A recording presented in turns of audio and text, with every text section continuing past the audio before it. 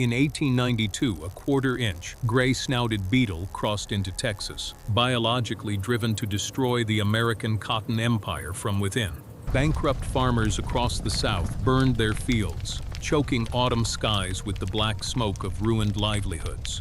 Desperate planters frantically crushed infested buds between calloused fingers, trying to halt the relentless march. This invasion triggered a catastrophic collapse of the agricultural economy, forcing local banks into sudden bankruptcy. As old debts defaulted, trains heading north swelled with destitute sharecroppers, sparking the massive historical exodus, known as the Great Migration. The insect's insidious life cycle ensured dominance, as hatched larvae devoured cotton fibers from the inside out.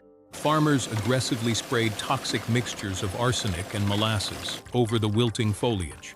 They mixed crude calcium arsenate powders with bare hands, coating their skin in deadly white dust. Field hands brutally smashed fallen bolls with heavy mallets, crushing unseen grubs hidden inside. State legislatures hastily drafted emergency mandates, attempting to quarantine massive territories. The federal government mobilized a propaganda campaign, printing alarmist posters, warning of the impending agricultural apocalypse. Entire rural counties dissolved into lawlessness and starvation, shattering the region's century-long reliance on cotton.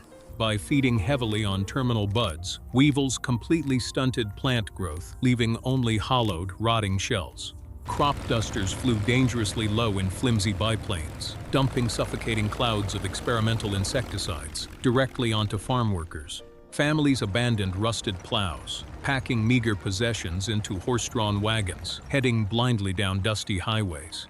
Sweating scientists locked themselves in poorly ventilated laboratories, frantically dissecting thousands of bugs, seeking any biological weakness. The total failure of the cotton harvest decimated the southern tax base, forcing closures of underfunded rural schools and hospitals. Rail lines that once carried lucrative textiles now sat rusting and bankrupt. This forced a brutal reckoning, utterly destroying the plantation economy established since the Civil War. Driven to expand, adult beetles utilized strong prevailing winds, flying up to 50 miles a day, deeper into the fertile cotton belt. Exhausted laborers dug muddy trenches around farms, filling them with crude oil to trap crawling hordes. Farm owners violently shook stalks with specialized dragging contraptions, dislodging pests into toxic acid. Angry mobs of ruined growers demanded immediate financial relief from authorities, who failed to protect their livelihoods. Land values plummeted by over 50%, turning once wealthy landowners into destitute vagabonds overnight. Congress passed sweeping emergency agricultural subsidies, permanently altering the relationship between the government and private farming. Meanwhile, the exodus of black sharecroppers severely depleted the southern labor force, fundamentally reshaping the nation's demographic map. Surviving winter months in deep hibernation, resilient pests emerged each spring, ready to multiply by the millions. Communities organized mandatory burning days, systematically torching surrounding forests and brushlands to incinerate dormant insects. Men wielded heavy iron flails, beating winter undergrowth into dust before dousing the earth with boiling water and lye. Farm families patrolled property lines with shotguns, fiercely turning away traveling merchants, fearing they carried dreaded bugs. The ensuing panic paralyzed regional credit markets, as terrified lenders refused to issue seed money for operations relying on cotton. This financial freeze forced the Department of Agriculture to aggressively push alternative crops. A new wave of agricultural reform swept across southern states, launching an involuntary but vital era of crop diversification. Puncturing tender young squares with its elongated snout, the female weevil sealed egg cavities with a sticky substance, hardening into impenetrable armor. Field workers sliced open thousands of ruined buds by hand, desperately trying to salvage unsoiled lint. Weary farmers hooked horses to heavy steel plows, violently churning devastated fields deep into the soil, burying the ruined harvest.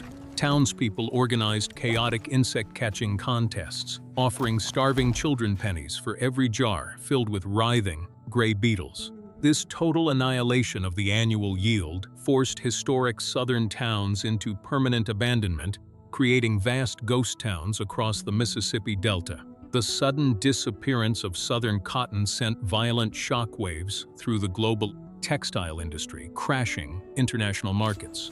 The necessity of survival ultimately broke the psychological grip of King Cotton, paving the way for peanuts and sweet potatoes. A single mated pair could theoretically produce over 2 million descendants in one growing season, ensuring absolute saturation. Armed with desperate hope, plantation managers forced crews to plant fast-maturing cotton varieties, frantically trying to outtrace the bug's lethal reproduction cycle. Sharecroppers rigged elaborate vacuum machines from scrap metal, literally sucking pests off vibrating leaves. When machines inevitably failed, broken farmers sat in the dirt, weeping, watching their generational legacy devoured before their eyes. The unyielding devastation permanently shattered the exploitative sharecropping system, as the fundamental mathematics of tenant farming collapsed. Northern recruiters capitalized on the catastrophe, aggressively distributing train tickets and promises of factory wages to the starving Southern workforce. This massive demographic shift birthed vibrant new cultural movements in northern cities, forever altering American music, literature, and urban politics. Maturing from egg to hungry adult in just 3 weeks, insects rapidly adapted to changing seasons, overwhelming native plant defenses. Fathers and sons worked through sweltering nights, hand-painting crop stems with thick, toxic layers of lead paint. Landowners organized desperate community prayer vigils, begging the heavens to deliver a freezing frost to kill the invading swarms. Laborers manually dragged heavy chains between rows, hoping brutal friction would knock clinging beetles into the searing summer dust. Agricultural agents blanketed the rural South with urgent pamphlets, pleading with traditional farmers to abandon cotton for soil-enriching legumes. The transition required massive structural shifts in agricultural banking, as financiers began issuing credit for unfamiliar crops, like soybeans and livestock. This agonizing period of economic reinvention laid painful groundwork for a modernized, resilient agricultural sector. Using sharp mandibles to chew through tough outer bracts, the insect deposited a single egg to hatch and gorge on the developing flower. Frustrated tenant farmers manually mopped deadly sludge, a lethal cocktail of poison and molasses, onto leaves with ragtide sticks. Barefoot children were pulled from schoolhouses, ordered to pick every visible bug from the stems until their fingers bled. When toxic chemicals burned plants to the ground, exhausted laborers threw their mops into the dirt, walking away from the land forever. This total collapse of agricultural production violently accelerated foreclosure rates, transferring millions of acres to distant corporate liquidators.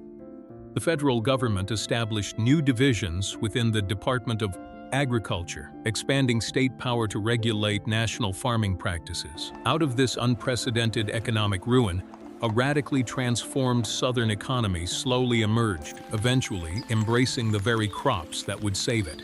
Driven by an insatiable biological imperative to seek out volatile plant compounds, adult weevils navigated miles of desolate terrain to locate isolated cotton patches. Desperate farmers constructed elaborate light traps powered by kerosene lanterns, hoping to lure the flying swarms away from their vulnerable crops at night. Exhausted crews stood waist-deep in toxic insecticide sludge, manually dunking entire cotton bales into chemical baths before shipping. Armed vigilantes guarded county lines, fiercely searching incoming wagons for contaminated seed to prevent reinfestation.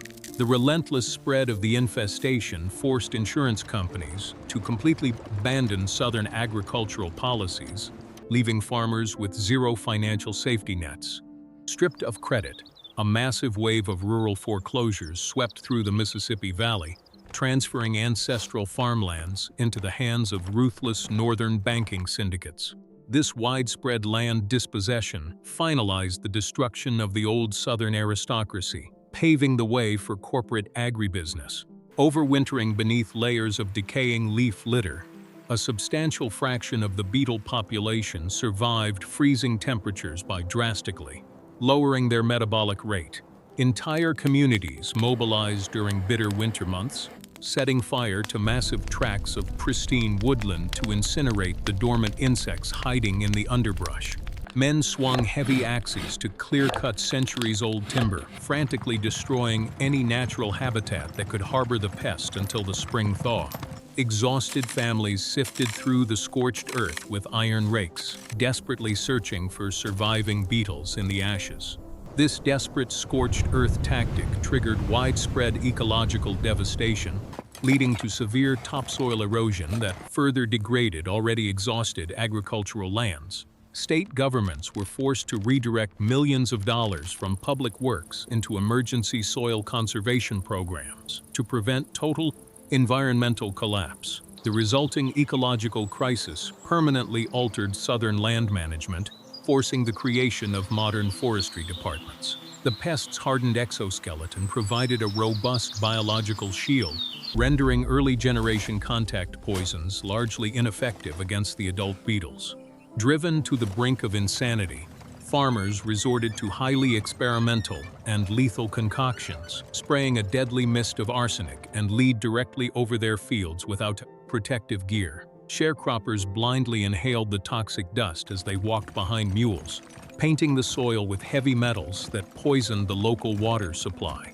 Desperate agricultural chemists worked around the clock in makeshift laboratories, inhaling dangerous fumes while trying to synthesize a chemical compound capable of penetrating the insect's armor. The widespread application of unregulated poisons triggered a massive public health crisis, leaving thousands of rural workers afflicted with chronic respiratory illnesses and neurological damage. The staggering human toll forced the federal government to establish the first rudimentary environmental regulations, fundamentally changing how agricultural chemicals were manufactured. This dark era of toxic experimentation laid the groundwork for the modern agrochemical industry, linking farming with industrial chemistry. By synchronizing their emergence with the precise blooming cycle of the cotton plant, the insects ensured maximum destruction just as the most valuable fibers began to develop. Despairing farmers aggressively pruned their cotton stalks prematurely, attempting to starve the emerging pests before they could lay eggs in the tender buds. Field hands spent grueling hours under the scorching sun, tying cloth sacks tightly over individual bolls in a futile, labor-intensive effort to physically block the insects. When swarms overwhelmed these crude barriers, beaten men dropped to their knees in the dirt, tearing up ruined plants with bare, blistered hands. The systematic failure of every physical and chemical defense finally broke the stubborn resistance of southern planters, forcing them to genuinely embrace the teachings of agricultural scientists. Communities that once mocked the idea of growing alternative crops now actively restructured their local economies around processing plants for peanuts and soybeans. This monumental shift broke the tyrannical monoculture of cotton, stabilizing the southern economy and creating a far more diverse agricultural landscape. Evolving to pupate safely within the protective shell of the fallen cotton square, the vulnerable larva remained completely shielded from environmental hazards and chemical sprays. Frantic farm owners unleashed large flocks of guineafowl directly into infested rows, hoping the aggressive birds would scratch the soil and consume the hidden pupae. Laborers spent agonizing weeks dragging heavy iron rollers over the compacted earth, attempting to physically crush the hardened protective casings buried just beneath the surface. Desperate inventors patented bizarre, horse-drawn contraptions designed to simultaneously sweep, burn, and poison the ground, though these machines frequently broke down in the mud.